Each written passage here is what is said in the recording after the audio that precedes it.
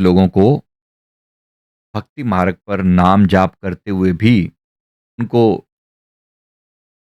बहुत negative energy के attack होते हैं। बड़ी नेगेटिविटी यानी कि कुछ अपने कर्मों की और कुछ कभी-कभी दूसरे लोगों के अटैक भी मतलब लोग करते हैं। मैंने बहुत लोगों के पास्ट लाइफ निकाल-निकाल के देखे हैं। बहुत कुछ पता चलता है। किसी का शनि खराब है, कहते हैं लोग शनि खराब है लेकिन वास्तव में क्या है? शनि मतलब कर्म, कर्म खराब है। पास्ट लाइफ का मतलब क्या है? बस इतना ही देखना कि भई आज मैं इतनी तकलीफ में हूँ तो मैंने क्या गलत किया होगा? तो पहली बात तो स्वीकार करना कि गलत तो किया ही होगा। दूध का धुला तो मैं भी नहीं हूँ। ये स्वीकार बड़ी बात है। लोग मानते नहीं है इस बात को। इसीलिए कभी-कभी उनके पर्दे पीछे जाकर उघाड़ के दिखाने पड़ते हैं। बाबा इतनी सिंपल सी बात भी नहीं है, क्योंकि अदरवाइज़ तो लोग फिर लोग इस चीज़ का कोई एक्सप्लेनेशन दे ही नहीं सकते। ठीक नहीं है। इसलिए कभी-कभी पीछे उलट कर दिखाना भी पड़ता है। फिर नेगेटिविटी का अटैक भी है। लोग हैं, जेलस हैं और ये भी जेलसी भी बिना कारण के नहीं है। मैंने बहुत लोगों का देखा है। आज जो बड़े अपने आप को सीधे दिखते हैं, मैं खुद अपने आप को इंक्लूड करके बोल रहा हूँ इसमें। यानी कैसे-कैसे काम किए हुए हैं। जेलसीवश, ईर्ष्यावश, किसी को परेशान करने के लिए, दुखी करने के लिए, मेरे से ऊपर ना चढ़ जाए, उसके ऊपर ब्लैक मैजिक करवा दिया, टोना-टोटका करवा दिया, जादू कुछ करवा दिया। पहले किसी जन्मों में करवाए होंगे। इस जीवन में वो होती हैं, कर्मा रिवर्स करता है। जब रिवर्स करता है तो बहुत तकलीफ होती है, बहुत तकलीफ होती है।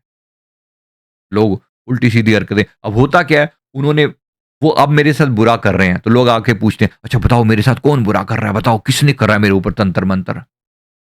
भाई अगरचे मैं बता दूँगा तो तुम क्या कर लोगे? मैं उसके ऊपर वापिस कर दूँगा। अच्छा, पहले तुमने किया, इस वक़्त वो कर रहा है, अगली बार फिर तुम कर देना। लगे ही रहना ये तमाशा हमेशा के लिए, है? ये तमाशा कभी खत्म ही नहीं होगा फिर।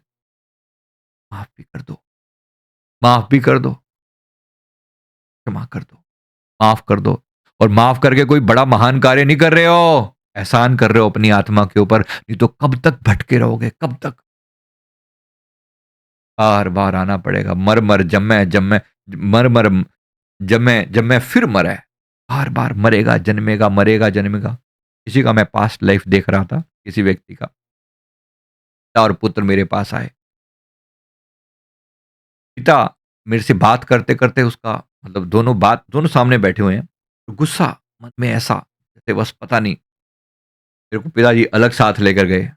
बाहर ले जाकर बोलते हैं, कह रहे मैं इसके सामने नहीं बोल सकता, लेकिन मेरे को ऐसा दिल लगता है।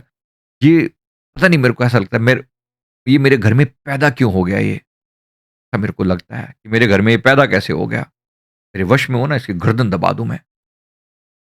और वो से सेम बात बेटा भी कहता है जब तुमने उनसे बात करी अलग से मेरे से भी बात करो। अच्छा तुम बताओ। पता नहीं, कभी सोए होते हैं ना, मैं कभी-कभी करने को मैं प्रयास करता हूँ कि मैं इनके प्रति कोई गुस्सा, कोई नाराज़गी ना करूँ, पर इनके प्रति इतनी नाराज़गी आती है, इतना गुस्सा आता है मन में कि बस ऐसा लगता है कि बस मेरे हाथ में कुछ हो तो मार डालूँ इनको मैं।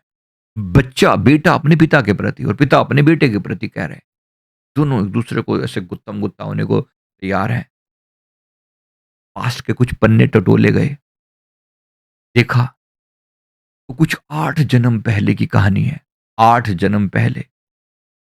वो जो इनमें से एक जो पिता हैं, वो किसी राजा के उस समय में टैक्स वसूल करने वाले वो हुआ करते थे, मतलब मंत्री टाइप हुआ करते थे समझो।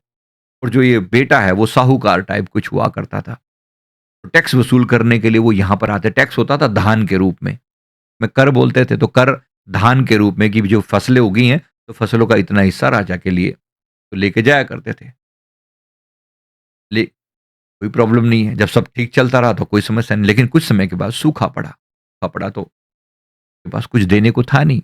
अब उसने आकर माँगा टैक्स, देने को था नहीं। उसके पास तुम्हारे पास कुछ हुआ ही नहीं। मुझे तो चाहिए क्योंकि मुझे अपने राजा को जाकर दिखाना है उनके सामने मेरा कि मैं हमेशा ज़्यादा से ज़्यादा टैक्स जमा करने वाला हूँ, मैं उनका ऐसा मंत्री हूँ। ये तो तुमको दिखाना है। भई हमारे पास तो कुछ है नहीं। बस जो उनको लूटा, कैसे तो जो मर्ज़ी अपना घर-बार बेचो, जो मर्ज़ी करो, मुझे तो टैक्स चाहिए।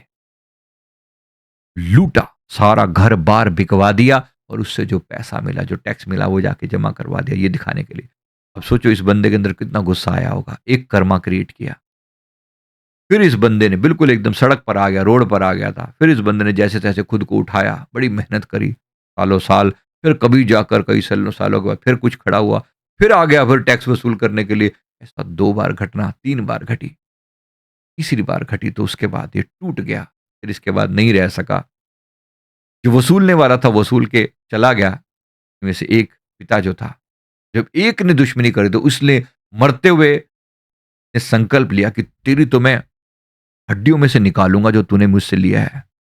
ये अंदर गुस्सा भरा पड़ा। अगला जन्म इन दोनों का साँप और नेवले के रूप में हुआ। साँप और नेवले के रूप में हुआ। वो उसको मार रहा है, वो लड़ रहे हैं ऐसे करके बुरी तरह से खूनम-खून, एक ने उसको मारा। फिर उसके बाद ऐसे ही इनका जन्म एक मेंढक के रूप में और उसके रूप में हुआ। मतलब ऐसे बार-बार रो रो जन्म ज देके इतने अधोगति में कहाँ तो इंसान और कहाँ अधोगति में होते गए। उसके बाद साँप नेवले का जन्म तो इनका 2, 3, 4 बार रिपीट हुआ। बार-बार साँप नेवला, नेवला साँप, वो उसको मार रहा है, उसको मार रहा है, उसको मार रहा है, उसको अभी भी ये साँप नेवले के रूप में ही है, बस अब इंसान बन गए। कोई शुभ कर्म किए होंगे पहले किसी जन्म के, जो इंसान बन तो गए, लेकिन अभी भी वही हालत है, बदलाव नहीं। अब की बार भवसागर से पार जब हम कहते हैं, तो ये बात याद रख के कहते हैं, इस ये जो बार-बार मरने और जन्मने का चक्कर है, इससे बाहर आना है, मुक्त होना है। मुक्त होने के लिए तो माफ़ करना पड़ेगा, क्षमा कर और माफ़ी माँग लो। एहसान नहीं कर रहे हो किसी के ऊपर तुम, अपनी आत्मा पर एहसान कर रहे हो, क्योंकि अगर अटके रहे इतने जन्मों तक ये खेल चलेगा कौन जाने। फिर कहते हैं हमारा शनि खराब है। शनि क्या खराब है? कर्म खराब है, कर्म खराब है। शनि किस बात पे खराब है? सब कर्म खराब है। शुक्र खराब है, उसका नीच का है कि उच्च का है, जो भी कह लो। चंद्रमा नीच का है इसलिए मन बड़ा परेशान रहता है।